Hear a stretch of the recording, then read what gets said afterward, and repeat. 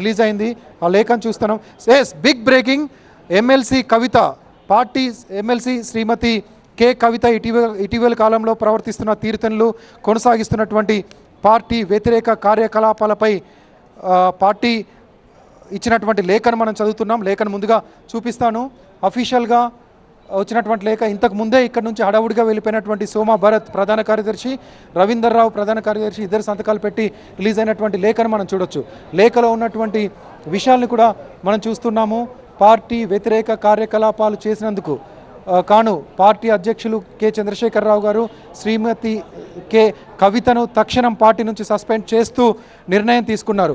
So ఎదురు చూస్తున్నటువంటి లేఖ ఏం జరుగుతుంది పార్టీలో నిన్నటి నుంచి కూడా ఒక సస్పెన్స్ వాతావరణం, ఒక ఉత్కంఠ వాతావరణం రిలీజ్ అయిపోయింది. ఈ లేఖ నిన్నటి నుంచి సుదీర్ఘ చర్చలు, సుదీర్ఘమైనటువంటి అనేక రకాల అభిప్రాయాలు ఇవన్నీ తీసుకున్న తర్వాత ఈ లేఖ రిలీజ్ చేశారు.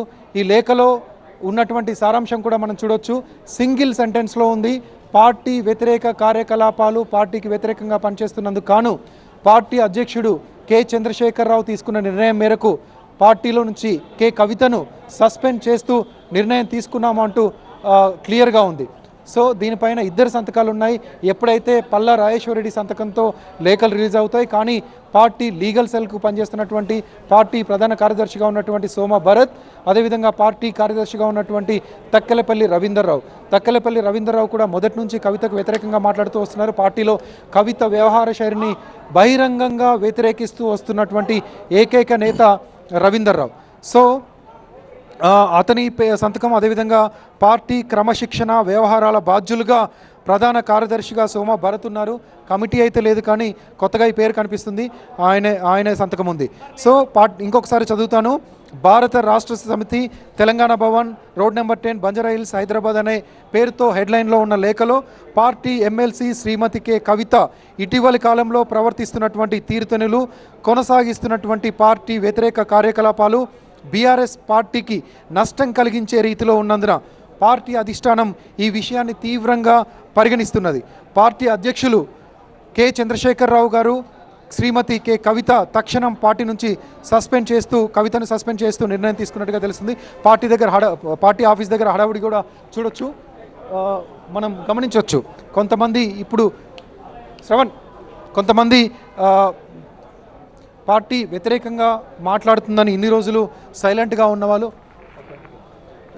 ఉన్నవాళ్ళు ఇప్పుడు నోరు విప్పి దీనిపైన స్పందించేటువంటి అవకాశం ఉంటుంది. కొద్దిసేపట్లో మాజీ మహిళా మంత్రులు, మహిళా నేతలు కూడా తెలంగాణ భవన్కి వస్తారు. వాళ్ళు కూడా రాకేష్ నిర్ణయం కన్ఫర్మ్ కాకపోతే బహిష్కరణ లేకపోతే సస్పెన్షన్ అనుకున్నాం. ఇప్పుడైతే క్లియర్ అయిపోయింది, సస్పెండ్ చేస్తున్నట్లుగా ఒక లేఖ వచ్చింది. సో ఇప్పుడు ప్రెస్ మీట్ లేనట్టేనా, లేకపోతే ఎవరైనా వచ్చి మాట్లాడే అవకాశం ఉందా? ప్రెస్ మీట్ ఉన్నట్టుగానే ఇంకా సమాచారం ఉంది, అదేం క్యాన్సిల్ అవ్వలేదు. మాజీ మంత్రులు, కొంతమంది మహిళా నేతలు వచ్చి ప్రెస్ మీట్ పెడతారు. ప్రెస్ మీట్లో ఎందుకు సస్పెండ్ చేయాల్సి వచ్చింది, సస్పెండ్ చేయడం వెనుక ఉన్న కారణాలు ఏంటి అంటే దీంట్లో సింగిల్గా బ్రీఫ్గా ఉంది. ఆమె ఎప్పుడెప్పుడు మాట్లాడారు, ఆ మాట్లాడిన ద్వారా వచ్చినటువంటి నష్టం ఏంటి, ముఖ్యంగా కార్యకర్తలు ఎందుకని సస్పెండ్ చేయాలనే విషయాన్ని ఒత్తిడి తీసుకొచ్చారు. వీటన్నిటిపైన కూడా వాళ్ళు మాట్లాడేటువంటి అవకాశం ఉంటుంది. ఇక అక్కడ ఫామ్ హౌస్లో కూడా ఆల్రెడీ మీటింగ్ ముగిసిపోయింది. ఆ మీటింగ్ ముగిసక ముందు ఏం జరిగింది అనే విషయాన్ని కూడా మనం మాట్లాడుకోవాలి. నిన్న 4 o'clock కవిత ప్రెస్ మీట్ తర్వాత ఈ రోజు వరకు, నిన్న రాత్రి కూడా కొంతమంది నేతలు అక్కడే ఉన్నారు, చాలాసేపు చర్చించారు. ఇక్కడ మనం గమనించాల్సింది కేసీఆర్ ఈ నిర్ణయం తీసుకోవడానికి ఎంత మదన పడ్డారు అనేది మనం ఖచ్చితంగా ఆలోచించేది. ఎందుకంటే సొంత కూతురు, పార్టీలో చాలా కీలక నేతగా ఉన్నటువంటి వ్యక్తి. సో అందుకని నిర్ణయం తీసుకోవడానికి చాలా కష్టపడాల్సి ఉంటుంది, చాలా స్ట్రగుల్ అవుతూ ఉంటారు, మెంటల్ స్ట్రగుల్ అవుతూ ఉంటారు ఈ నిర్ణయం తీసుకోవడం వెనుక. సో చాలా స్ట్రగుల్ అయిన తర్వాత బ్రాడ్ మైండెడ్తో పార్టీ ముఖ్యం, పార్టీకి సంబంధించినటువంటి పార్టీలో పనిచేస్తున్నటువంటి లక్షలాది మంది కార్యకర్తల భవిష్యత్తు ముఖ్యం, నేతల భవిష్యత్తు ముఖ్యం, పార్టీ భవిష్యత్తు ముఖ్యం. కాబట్టి ఈ మేరకు నిర్ణయం తీసుకున్నారనేది మనం అర్థం చేసుకోవచ్చు. ఆ నిర్ణయం తీసుకోవడానికి ముందు కూడా పార్టీ సీనియర్ లీడర్లు అందరితో చర్చించారు.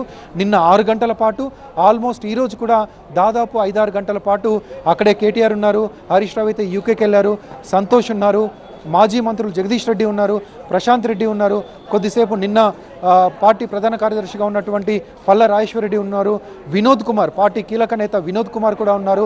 ఇతర ముఖ్య నేతలు ఎవరైతే అందుబాటులో లేరో వాళ్ళతో ఫోన్లో సంప్రదింపులు జరిపారు, మీ అభిప్రాయం ఏంటి అని తెలుసుకున్నారు. ఇంకా కింద స్థాయి కార్యకర్తలు ఎవరైతే ఉన్నారో వాళ్ళతో కూడా గ్రౌండ్ లెవెల్ రియాలిటీని తెలుసుకున్నారు. అలా ఏంటి కవిత మాట్లాడడం వల్ల నిజంగా పార్టీలో వ్యతిరేకత ఉందా, పార్టీ దీన్ని సహించేటువంటి అవకాశం ఉందా, ఆ విషయాలను కూడా తెలుసుకున్నారు. అందరి విషయాలు తీసుకున్న తర్వాత కొంత ఒక క్లారిటీకి వచ్చారు. పార్టీలో ఇది ఇలాగే సహిస్తే పార్టీకి నష్టం జరుగుతుంది, రేపు ఇలాంటి వ్యవహారాలు జరిగితే వాళ్ళని ప్రశ్నించే అటువంటి అవకాశం కూడా పోతుంది.